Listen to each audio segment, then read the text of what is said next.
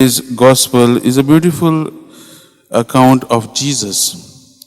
He is a very loving friend who leads his disciples to become better disciples. In the gospel narrative we just now saw, begins with the mother of Zebedee, sons of Zebedee, coming to Jesus and requesting his children to be in a privileged places.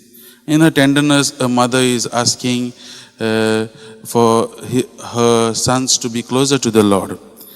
But asking this question, the Lord asked them another question, saying, no, you do not know what you are asking. Are you ready to drink the cup which I am to drink?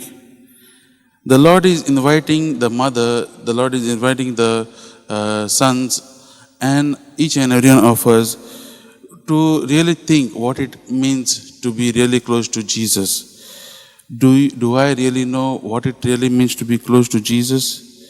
My dear friends, St. James had a privileged place in the band of the apostles. If you see all the accounts in at the deathbed of Jairus' daughter, when Jesus went to heal her, when she was presumed dead, Jesus took James, John, and Peter.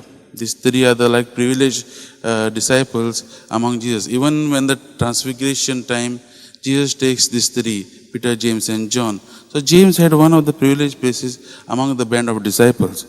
But today Jesus is asking each and every one of us and the disciples and the mother, are they really ready to be closer to Him? And what does it mean to be really closer to Lord Jesus? Being closer to Lord Jesus, my dear friends, is making choices or changes in our lifestyle and to be in accordance with the will of God, with the will of the Father.